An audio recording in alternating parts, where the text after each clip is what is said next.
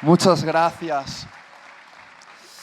Sí, soy español, no lo puedo ocultar, pero vengo en son de paz. Algunos mexicanos me miran y me dicen, te llevaste nuestro oro. Y digo, yo ya no lo tengo. Lo deben tener los alemanes o los rusos, pero yo ya no lo tengo. Pero ¿sabes lo que me impresiona del Evangelio? Que en el Evangelio da igual la nacionalidad de la que seamos, en qué país hayamos nacido, porque somos uno en Cristo Jesús, un mismo Padre, un mismo Dios, una familia. ¿Qué tal si aprovechas y das un abrazo mientras yo me preparo a 2 o 3 y les dices, eres mi familia?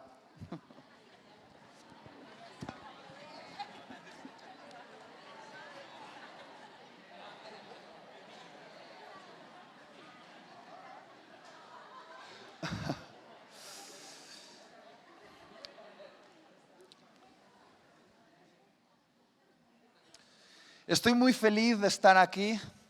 La verdad es que admiro muchísimo a la familia Richard en general, desde el papá hasta los nietos, y me siento muy honrado de estar en una iglesia que sé que está afectando de forma notable esta ciudad y también parte del mundo. Y nada, me siento muy honrado. Muchísimas gracias por la oportunidad. Y me gustaría daros un aplauso y me ayudáis.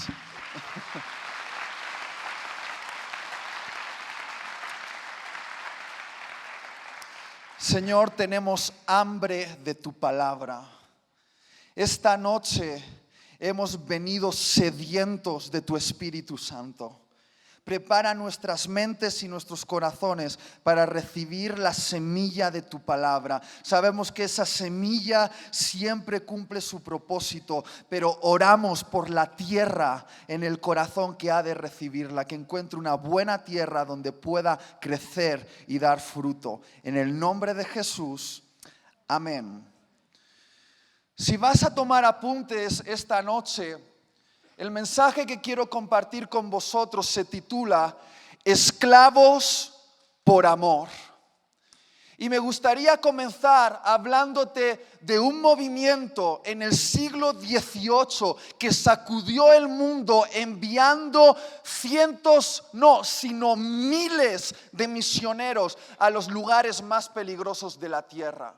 Se llamaba el movimiento de los moravos. ¿Alguien ha oído hablar de los moravos? Tenemos que estudiar la historia de nuestra familia. Los moravos comenzaron a través de un joven que se llamaba el conde Zinzendorf, un joven rico que dijo sí y vendió todas sus posesiones para dedicarse a la tarea de predicar el evangelio.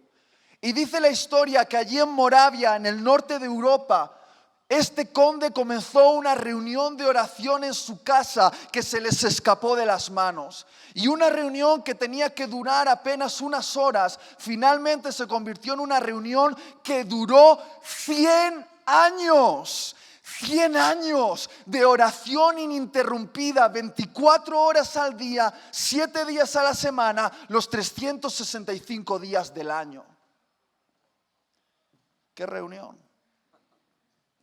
Y cuenta la historia que en una de esas reuniones 2 jóvenes de 20 y 22 años, llenos del Espíritu Santo, del celo de Dios, se levantaron en medio de la reunión y dijeron: hermanos, Dios nos está enviando a llevar el evangelio a la isla de Santo Tomás. Un escándalo se hizo en la sala. Gente gritando, madres escandalizadas, porque todo el mundo conocía en esa época lo peligroso que era esa isla. La isla de Santo Tomás pertenecía a los portugueses y era una isla donde los portugueses traían a los esclavos negros para doblegarlos y después venderlos a las colonias británicas, españolas, en Estados Unidos. Y allí esa isla estaba dominada por un terrateniente, un cacique que no permitía la entrada a la religión. Y les preguntaron: ¿cómo lo haréis? No podréis entrar allí, no os dejarán. Y ellos dijeron, el Espíritu Santo nos ha dado la estrategia. Ellos dijeron, nos venderemos a nosotros mismos como esclavos para llevar el evangelio a esos esclavos. Y por hacerte corta la historia, estos jóvenes vendieron todas sus posesiones y compraron un billete a la esclavitud. Y cuando les estaban despidiendo, sus madres, familiares, con llanto en los ojos, les preguntaron, ¿por qué? Y ellos respondieron la frase que se convirtió en el lema de los moravos. Ellos dijeron, para que el Cordero reciba la recompensa por sus sufrimientos. ¿Por qué lo hacéis? Para que el Cordero reciba la recompensa por sus sufrimientos. Hermanos, quiero comenzar con una pregunta esta noche. ¿Qué es lo que pudo impulsar a esos jóvenes con toda la vida por delante, con un futuro prometedor, con la ilusión de casarse y tener familia, abandonar su mundo conocido para comprar un billete a la esclavitud y saber que llevar el evangelio a esos esclavos les costaría la muerte? O déjame preguntarlo de otra manera. ¿Qué es lo que ha impulsado a los mártires de todas las edades a no negar su fe en el circo romano o ante la pistola comunista o hoy en día ante el machete musulmán? ¿O qué es lo que impulsó a aquellos misioneros a llenar sus coches de Biblias ilegales escondidas en la tapicería y cruzar las líneas comunistas para llevar la palabra de Dios a los pueblos no alcanzados, sabiendo que si eran descubiertos serían encarcelados, torturados o muertos? O no nos vayamos tan lejos. ¿Qué es lo que impulsó a los pioneros en México? En épocas donde el catolicismo era lo que dominaba, ¿qué les impulsó a venir a este país y llevar el estigma de ser protestantes? Aún sabiendo que sus hijos eran rechazados, sus negocios eran boicoteados y a veces sus muertos enterrados en otros cementerios. ¿Qué? Yo creo que la respuesta es esta: una deuda de amor. Di conmigo, deuda de amor. ¿Alguna vez has leído este libro? La Biblia. No solo para leer las promesas, sino para ver cómo los hombres y mujeres de Dios se describían a sí mismos. Vamos a leer unos textos rápidos, a ver si encontráis la palabra común que describe a todos estos hombres. Vamos a ello. Romanos 1:1. Pablo, siervo de Jesucristo, llamado a ser apóstol, apartado para el evangelio de Dios. Santiago 1:1. Santiago, siervo de Dios y del Señor Jesucristo. Segunda de Pedro 1:1. Simón Pedro, siervo y apóstol de Jesucristo. Judas 1. Judas, siervo de Jesucristo. Apocalipsis 1:1, la revelación de Jesucristo que Dios le dio para manifestar a sus siervos las cosas que deben suceder pronto. Para los más rápidos, ¿cuál es la palabra común en estas descripciones? ¿Cuál es? ¿Cuál es? Siervo. Pablo, Pedro, Judas, Santiago, Juan, pudiéndose haber descrito a sí mismo de cualquier otra manera, como líder, ungido, director, decidieron describirse a sí mismos como siervos de Jesucristo. Ahora, la palabra siervo encierra un secreto incómodo. Es una palabra tabú. Porque la palabra siervo es traducida de una palabra en griego que tiene esta forma: doulos. Ahora, no he venido aquí a hacerme el inteligente y deciros cuánto sé de griego. Hermanos, no tengo idea de griego. No hablo en griego con mi mujer en la intimidad. Yo solo como yogures griegos, que me gustan mucho. Pero sí me gusta leer acerca de los teólogos que estudian las palabras y es muy interesante. Ellos dicen que en griego existen al menos 5 palabras que perfectamente podrían traducirse como siervo. 5 palabras, pero que doulos jamás debería traducirse como siervo, porque su única traducción posible no es siervo, sino esclavo. Ahora, en nuestras Biblias más tradicionales, en la Reina Valera, esta palabra se traduce como siervo, cuando en realidad su única traducción verdadera no es siervo, sino esclavo. Y yo me pregunto, ¿es una conspiración? ¿Nos están intentando ocultar algo? No. En realidad los traductores siglos pasados decidieron traducir esa palabra como siervo en vez de como esclavo, por una razón que quizá para nosotros hoy no es muy importante, pero sí lo fue en tiempos pasados. Y fue para que la Biblia no fuese utilizada para hacer apología de la esclavitud humana. En tiempos donde en Estados Unidos se debatía si los negros eran una raza inferior, si debían ser esclavizados, los traductores decidieron traducir doulos como siervo en vez de como esclavo, para que la Biblia no fuese usada como una excusa para el tráfico humano. Y a mí eso me parece un motivo loable, pero de alguna manera, con ese cambio, al pasar el tiempo, algo de la fuerza de esa palabra se perdió. Porque siervo y esclavo tienen muchas cosas en común, pero tienen una notable diferencia. ¿Sabes cuál es? El siervo se contrata, pero el esclavo se posee. El siervo se contrata, pero el esclavo se posee.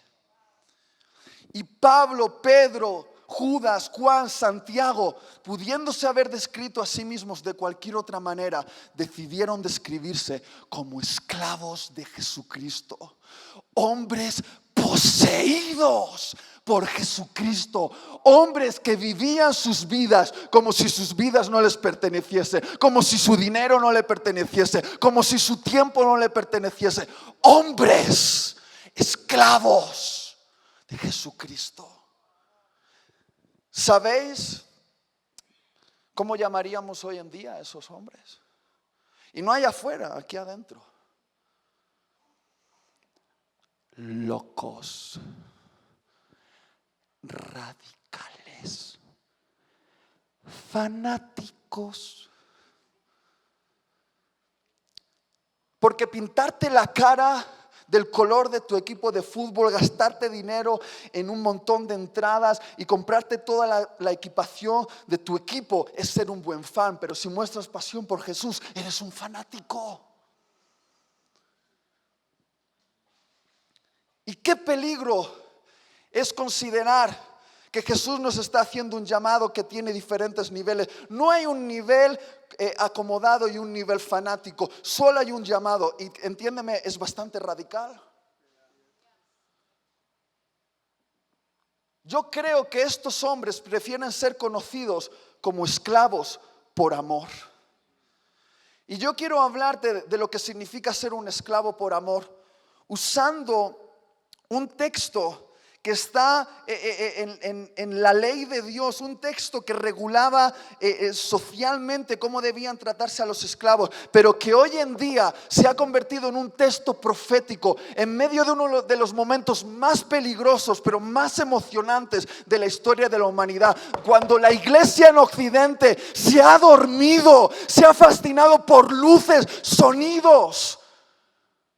Es tiempo de levantarse y no permitir que sea la iglesia en Oriente quien alcance los lugares más peligrosos de la tierra. Dios aún está esperando que nos levantemos como esclavos por amor. Escucha lo que dice la palabra, Deuteronomio capítulo 15, 12 al 18. Dice: si se vendiere a ti tu hermano hebreo o hebrea, y te hubieres servido 6 años. ¿Cuántos años? 6. Al 7º le despedirás libre. Y cuando lo despidieres libre, no le enviarás con las manos vacías. Le abastecerás liberalmente de tus ovejas, de tu era y de tu lagar. Le darás de aquello en que Jehová te hubiere bendecido. Y te acordarás de que fuiste siervo en la tierra de Egipto y que Jehová tu Dios te rescató. Por tanto yo te mando esto hoy. Si Él te dijere, no te dejaré, porque te ama a ti y ama a tu casa, porque le va bien contigo, entonces tomarás una lezna y horadarás su oreja contra la puerta y será tu siervo para siempre. Así también harás a tu criada. No te parezca duro cuando le enviares libre, pues por la mitad del costo de un jornalero te sirvió 6 años y Jehová tu Dios te bendecirá en todo cuanto hicieres. Qué interesante. Este texto es parte de la ley que regulaba el trato a los esclavos. Y esta ley de Dios decía que cuando un hebreo contraía una deuda con otro hebreo demasiado grande como para poder solventarla, el hebreo deudor podía venderse a esa persona como esclavo. Y durante 6 años este hombre llamaría Señor a esa persona y trabajaría en el campo de ese hombre, trabajaría cuidando el ganado de ese hombre, limpiando la casa, cuidando de los niños, únicamente por tener un sitio donde dormir y comida que comer, porque era un esclavo por deuda. Pero ¿sabéis qué? Esto me encanta de Dios. Dios estableció que al 7º año era el año de la libertad. Nadie quedaba hipotecado para siempre. Era un tiempo de libertad. ¿A cuántos le parece eso maravilloso? Pues se pone mejor. Porque además el Señor no solo le tenía que dar la libertad, sino que tenía que preparar una cesta regalo, metiendo dentro riqueza que ese hombre, ese esclavo había generado durante esos 6 años, riqueza para darle la libertad, pero no solo eso, sino también capacitarle para comenzar una nueva vida. ¿A cuántos le parece eso aún mejor? Lo es. Pero en esta ley había un apéndice, una excepción. Algo que raras veces ocurría, pero que a veces sí. Y era cuando durante esos 6 años el corazón del esclavo y el corazón de su amo pasaba de una relación laboral a algo tan íntimo que esos corazones se hacían uno. Cuando llegaba el 7º año, ese esclavo que llegó a amar a su amo podía rechazar voluntariamente su libertad y podía decirle a su amo: no te dejaré, no te dejaré, porque te amo a ti y amo tu casa. Porque he descubierto que ser un pequeño esclavo en tu casa es mejor que ser el dueño de mi propia vida. No te dejaré porque me va bien contigo. Rechazaba su libertad.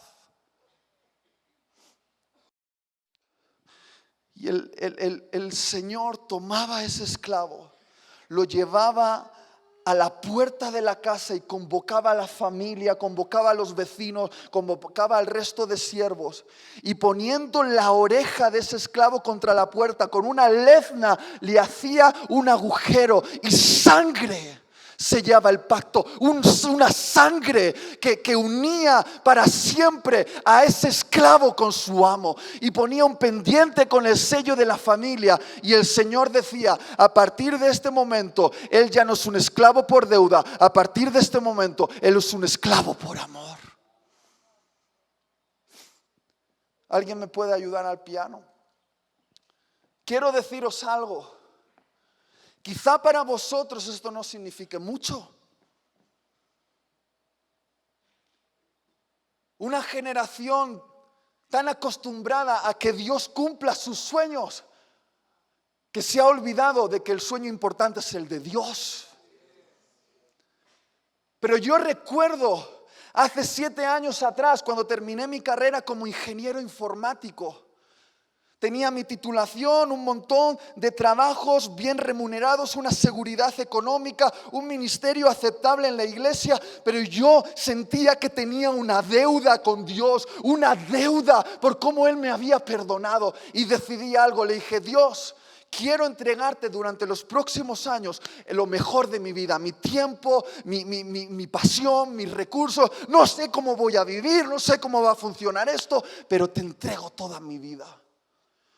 Y el año pasado estaba en un tiempo de oración y Dios me dijo: cuenta. Y conté: 1, 2, 3, 4, 5, 6. Y me di cuenta de que el año pasado era el año de mi libertad. Y oí la voz del Espíritu Santo que me dijo: eres libre. Ya está. Todo está saldado. Ahora quizás suena un poco soberbio, pero tengo que ser honesto como Dios me habló. No solo me dijo: eres libre, sino me dijo: te voy a bendecir. ¿Quieres comenzar una empresa? Te va a ir bien. ¿Quieres trabajar como programador? Voy a hacer que una buena empresa te contrate. Te va a ir bien. Pero descubrí dentro de mis entrañas un grito: que lo tienes o no lo tienes. No lo puedes manipular, no lo puedes forzar, no lo puedes exigir. O está ahí o no está. Y no se trata de salvación. Ya eres libre y encima eres bendecido. Es algo diferente. Es el grito del esclavo. Y escuché desde mis entrañas una voz que decía: no te dejaré. No te dejaré, porque te amo a ti y amo tu casa. Prefiero ser un pequeño esclavo en tu casa que el dueño de mi propia vida. Dios, me va bien contigo.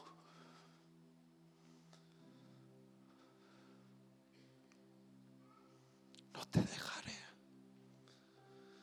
Y yo sé que mientras estoy diciendo estas palabras, no todos, ni siquiera se trata de tu salvación. Te lo estoy diciendo: eres libre, la deuda está saldada y Dios te va a bendecir.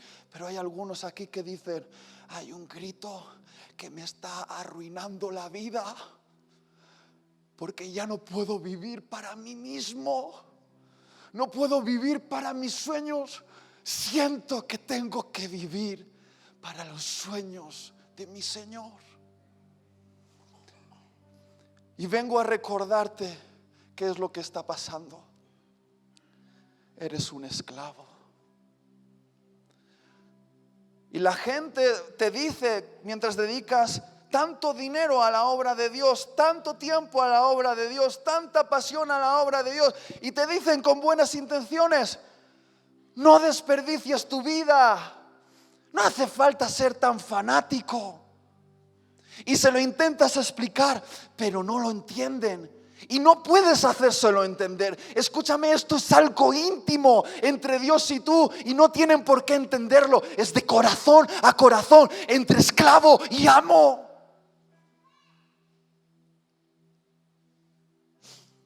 Pero algo dentro de ti te dice que para lo que para este mundo es una pérdida, en realidad es la mayor ganancia. Y eres extrañamente feliz.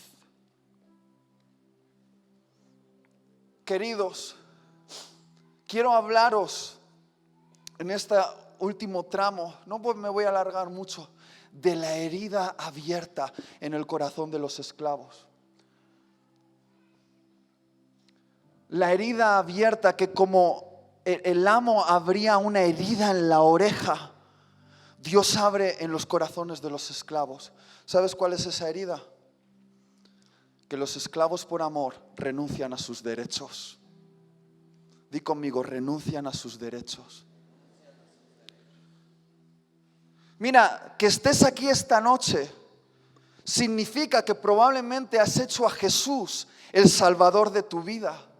Pero eso no significa necesariamente que hayas hecho a Jesús el Señor de tu vida. Porque para hacer a Jesús el Salvador de tu vida, solamente tienes que entregarle tus pecados. Pero para hacer a Jesús el Señor de tu vida, tienes que entregarle tus derechos. Y qué alegría, qué gozo, qué liberación es entregarle a Jesús tus pecados. Pero cómo duele entregarle a Jesús tus derechos. ¿Sabéis por qué hay tan pocos esclavos por amor en la iglesia en Occidente? Porque somos expertos en defender nuestros derechos. Y no me entiendas mal, hay lugar para defender nuestros derechos, pero cuando se trata de una esclavitud con Jesús, tengo una noticia para ti: no tienes derechos. Algunos dicen, tengo derecho a mi tiempo libre, tengo derecho a administrar mis recursos, tengo derecho a decidir con quién me voy a casar, tengo derecho a mi reputación, tengo derecho a que el pastor no me llame la atención, tengo derecho. Y me doy cuenta de que amamos más nuestros derechos de lo que amamos a Jesús. Hermanos, el hermano Víctor no tenía derechos. Claro que tenía derechos. Y yo no sé mucho de su historia, pero no me hace falta saber los detalles para saber que él tenía derecho a una vida cómoda en los Estados Unidos y vino a un país peligroso. Él tenía derecho a tomar sus recursos para construirse una buena casa, pero durante mucho tiempo invirtió ese dinero en levantar los cimientos de las iglesias. Seguramente tenía derecho a unas buenas vacaciones en las costas de México y dedicó muchos de sus veranos a evangelizar en los pueblos no alcanzados. ¿No tenían derecho? Claro que sí, pero renunciaron a esos derechos por una cosa: la sonrisa de su Señor, diciéndoles, bien hecho, siervo fiel has sido, en lo poco fuiste fiel, en lo mucho te pondré, ven y entra en el gozo de tu Señor. Mira, Marcos, de ninguna manera yo me puedo comparar con esos hombres, como tu papá. Pero yo recuerdo que con 16 años hice una oración peligrosa a Dios. Una de estas oraciones que cuando las haces piensas que son inofensivas, pero te arruinan la vida.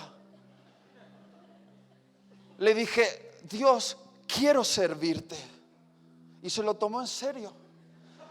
Parece ser que mi pastor se dio cuenta de esto y me dijo, ¿quieres servir? Sí, pastor. Y empecé a servir en mi iglesia. Mi primer ministerio era llegar media hora antes a la iglesia y con mi papá poner la silla y orar por cada silla. No sé por qué hacíamos eso, pero lo hacía mi papá y yo oraba por cada silla. Y después ponía las filminas en el retroproyector con la letra de las canciones. Retroproyector, no videoproyector. ¿Recordáis las transparencias? ¡Oh, qué época! Y yo estaba poniendo las canciones mirando a mi pastor y diciendo, pastor, aquí está el hombre, a ver si ves lo bien que predico, dame una oportunidad, Y mi pastor veía que lo miraba raro y me dijo, ¿tú quieres predicar? Y dije, sí, tu siervo humilde, heme aquí. Y me dijo, ¿quieres predicar? Muy bien. Pues este verano necesito a alguien que venga a repartir folletos conmigo los sábados. Y yo recuerdo repartiendo folletos los sábados soleados en España, mientras mis amigos de la iglesia, bendecidos, llenos del Espíritu Santo, alegres, me despedían y decían: Itiel, nos vamos a la playa. Y yo le decía a Dios: Dios, ¿qué pasa? Yo no tengo derecho a mi tiempo libre. De lunes a viernes estoy estudiando, el domingo todo el día en la iglesia, el sábado, solo te pido el sábado. Señor, no tengo derecho. Y escuché la voz, una voz que me marcó, que me hirió, una voz que me dijo: ellos pueden, pero tú no. Ellos pueden, pero tú no. Tú eres mi esclavo. Recuerdo que en aquella época, estoy hablando 12 años atrás, se puso de moda ponerse pendientes, los chicos. Y yo veía a los predicadores en Estados Unidos con pendientes, tatuajes. Y yo le dije, con mi Biblia en la mano: pastor, a libertad nos ha llamado el Señor. Quiero ponerme un pendiente aquí. Y mi pastor me miró con esa cara de pastor y me dijo: si te pones un pendiente, no vas a predicar nunca en esta iglesia, y me voy a encargar de que no prediques en ningún lado. Y cogí mi Biblia ofendido diciendo: hipócrita fariseo. Y me fui a discutir con Dios. Dios, mira, esos predicadores en América son tan cool, son tan chidos. Y yo, ¿qué pasa? ¿No tengo derecho? ¿Qué pasa? Un pendiente habla de mi corazón. Eso es una manera muy superficial de ver las cosas. No tengo derecho. Y lo escuché. Dios me dijo: ellos pueden, pero tú no. Ellos pueden, pero tú no. Porque tú eres mi esclavo. Comencé a predicar, por fin el pastor me dio una oportunidad y las liaba pardas.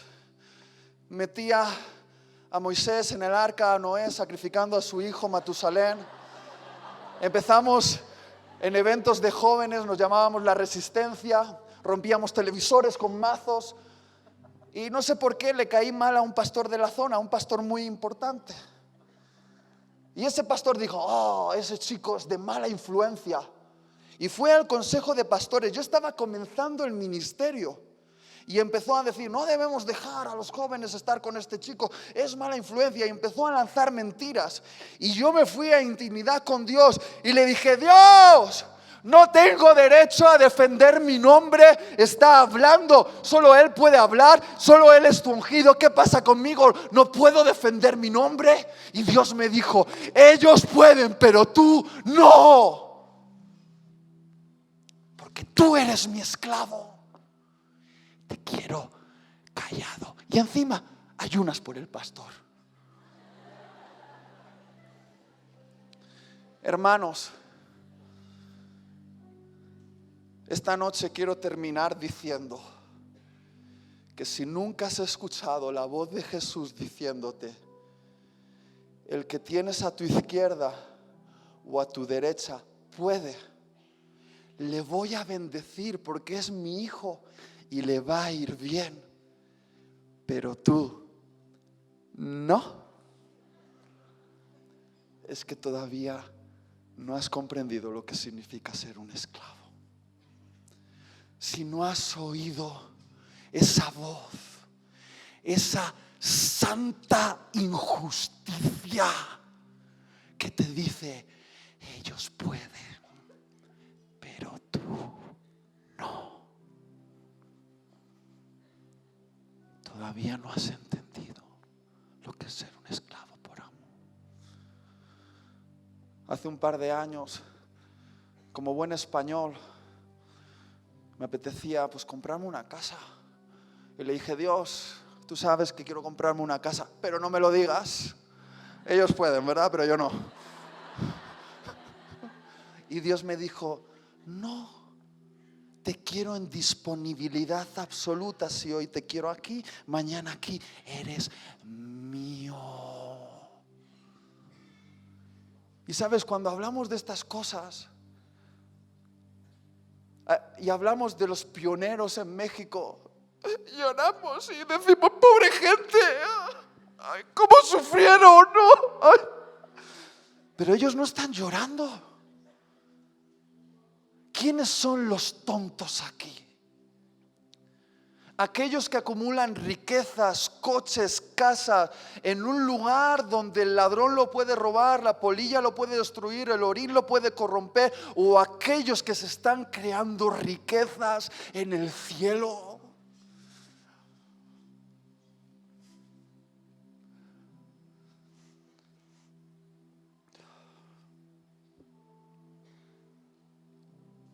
No me quiero alargar y voy a terminar.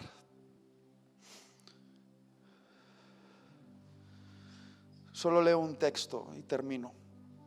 Lucas 17, 7 al 10.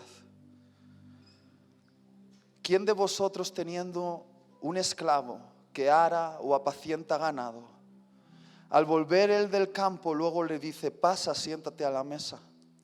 ¿No le dice más bien: prepárame la cena, cíñete y sírveme hasta que haya comido y bebido, y después de esto come y bebe tú? ¿Acaso da gracias al siervo porque hizo lo que se le había mandado? Pienso que no.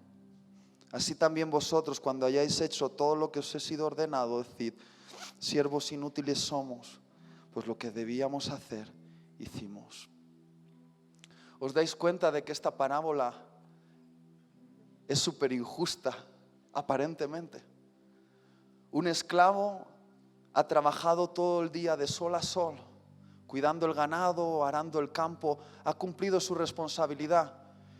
Y cuando está yendo a la casa de su amo junto con todos sus compañeros entran a la habitación y terminan su jornada de trabajo. Pero de repente este siervo se encuentra con su señor y su señor le dice: tengo hambre.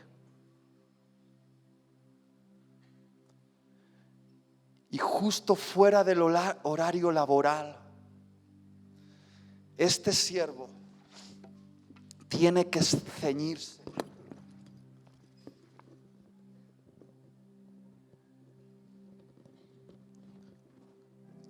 Tiene que ponerse una faja de trabajo y hacer horas extras para alimentar a su Señor.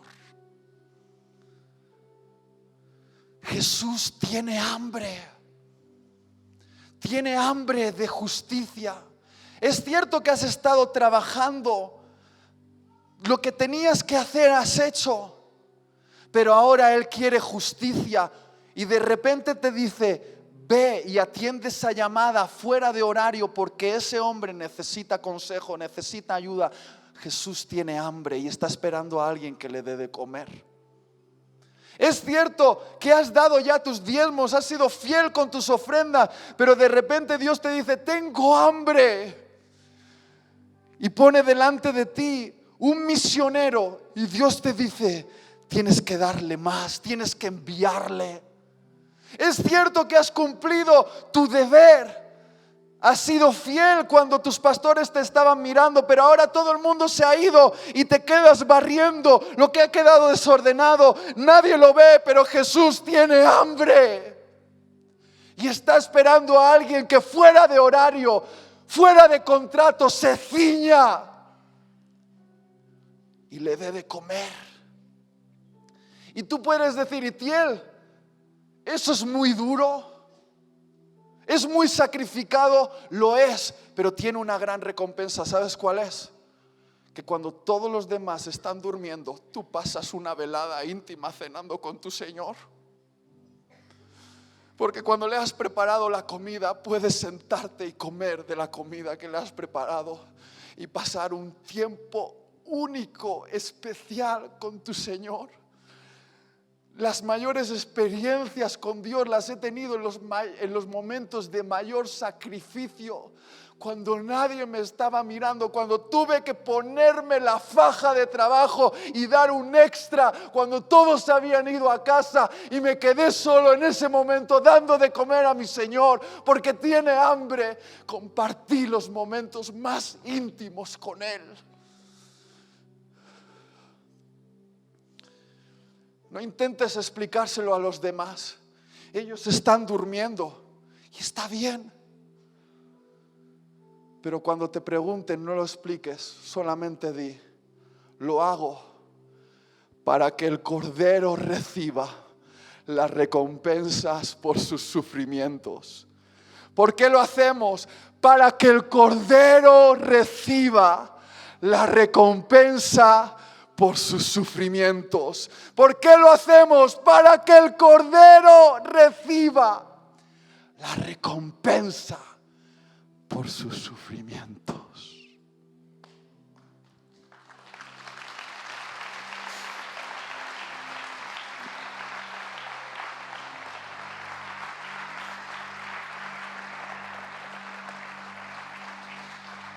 Quiero invitarte a ponerte de pie. Sería fácil hacer un llamado ahora y dar la sensación de, bueno, yo quiero ser un esclavo por amor, pero esto es algo íntimo. Algo que se prueba no el domingo, sino el lunes a la mañana. Si esta palabra ha encontrado buena tierra en tu corazón, mañana empezará a dar fruto. Dios os bendiga.